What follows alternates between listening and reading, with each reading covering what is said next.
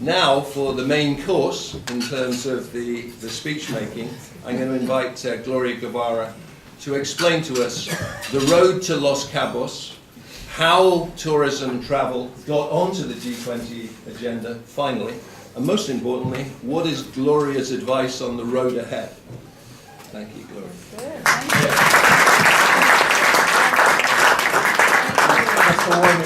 I know that's tough to follow. Thank you. First of all, it is a pleasure to be here. I don't know if you can hear me over there. They offer me a mic, so hopefully I don't need one. Is that okay? That's good.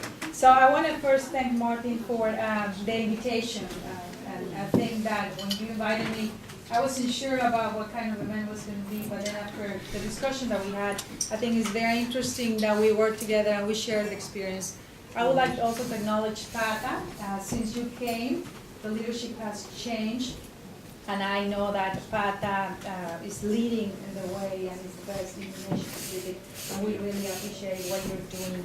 I want to also acknowledge Calibri 5 and David Scosel, since you guys came on board, and I have been saying this for I think a couple of years already, because before that, for the people that have been in the industry, they know well that before they came on board, the private and the public sector were working totally independent, and unfortunately in opposite directions. I don't know for how many years, but perhaps 20 years, 25 years, more than that. And since you guys came on board, you pretty much are aligned, and the industry needed that. We need to work together, the government and the private sector.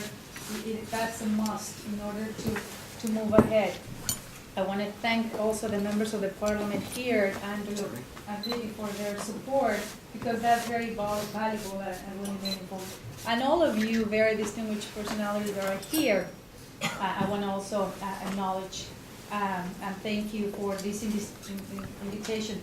Travel and tourism medicine industry that unfortunately, a lot of times is taken for granted.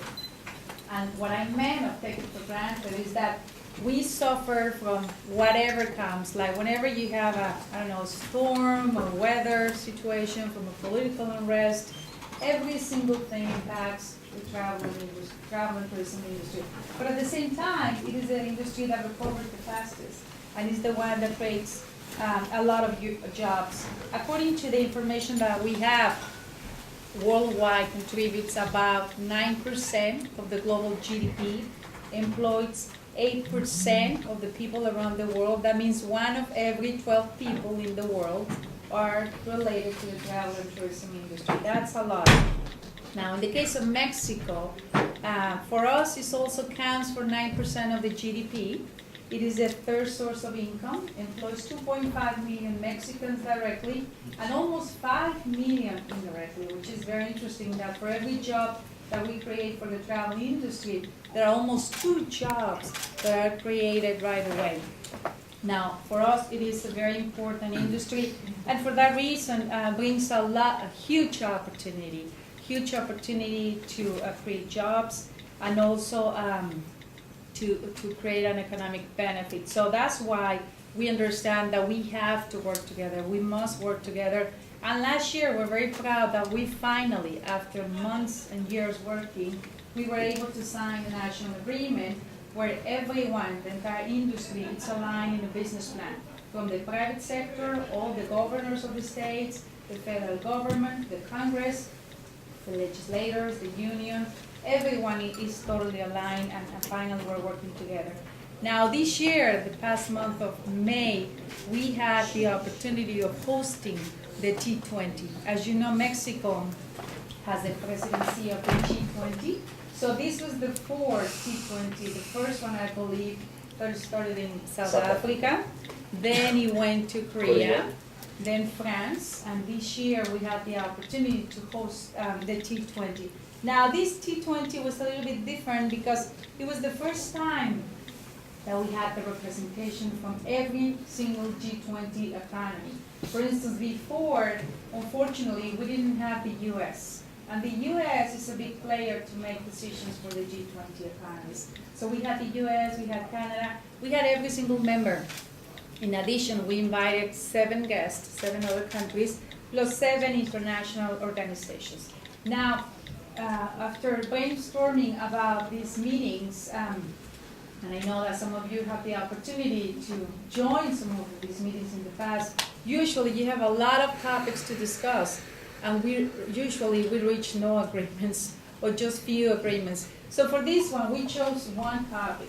And what was the topic? Well, facilitate travel. Because yes, we can invest a lot of money and have a huge budget for advertising and promotion. But if you don't make it easy for the traveler, I mean, the money is pretty much wasted. So we chose one topic for our meeting, which was travel facilitation.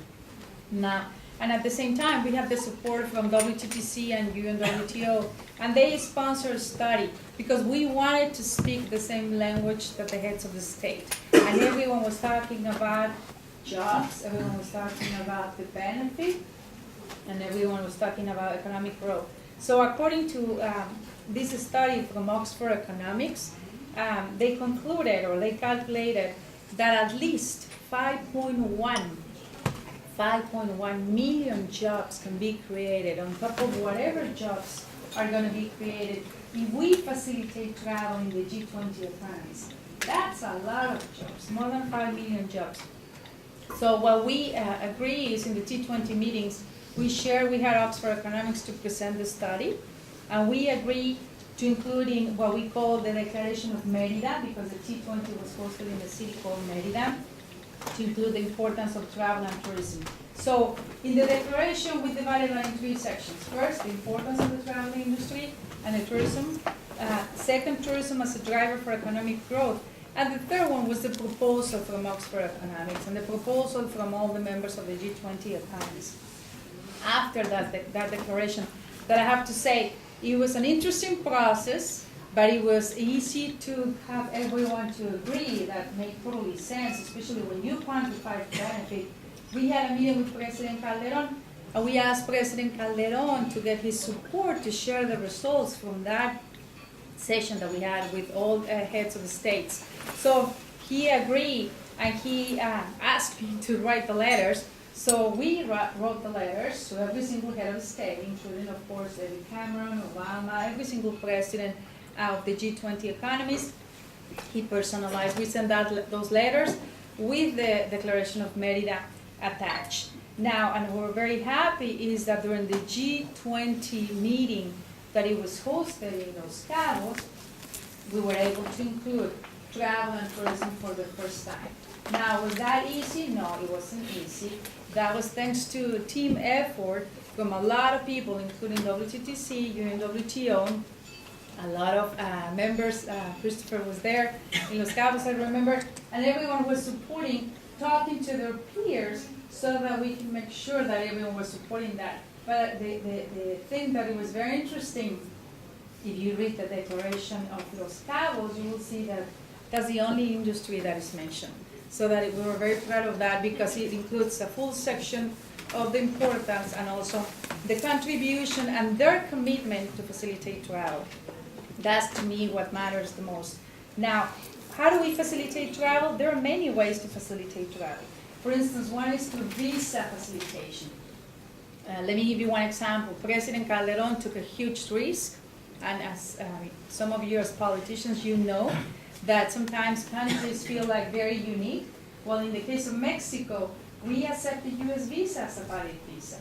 And of course, we got a lot of trash from the opposition because that means that now, why we're accepting the US visa as a valid visa and not asking for a Mexican visa.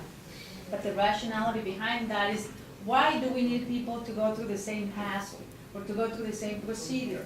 Anyway, as a result of that measure, more than 1 million people have come to Mexico already with a US visa. Amazing. In 18 months, a huge result. Another thing that we're doing is multilateral agreements. For instance, Asia Pacific, what we call Alliance Pacific. Alliance Pacific is Chile, as an alliance created between Chile, Peru, Colombia, and Mexico. And what we agree is that we're not going to ask visa to the countries that are part of that group. The date to implement that was November 1st. Unfortunately, we're a little behind. 2 countries out of the 4 are a little bit behind. Not Chile, not Mexico. But hopefully that's going to be implemented in the next couple of weeks, but that's going to be huge because we're going to have more Colombians, more Peruvians, more Chilean coming to Mexico and vice versa. But the question that we put on the table is that why some people ask for a visa to go to Europe and another visa to come to the UK.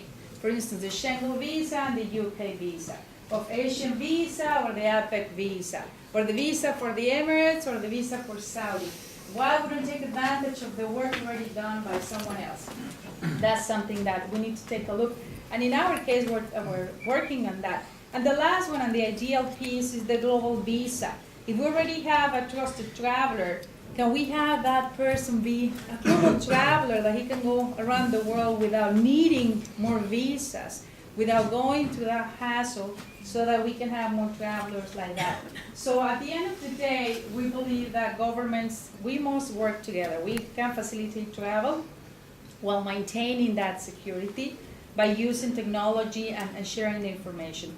We should support the travel and tourism industry to increase tourism flows. Because at the end of the day, if we increase tourism flows, we're going to create quality jobs and economic growth. We believe that we should not impose taxes at the same time that they are not necessary, or that they are going to, at the short term, bring a benefit, but the long term are going to hurt the industry. In our mind, that's something that, yes, you will have a benefit short term, but long term, you will see the number of the number of travelers going to a specific destination being reduced. So that's a short-term measure in our solution in our mind. Now, during challenging times and economic uncertainties that we're facing, we believe that we have the obligation to our people as governments to take advantage of all the options. And travel and tourism, in our mind, offers the best option.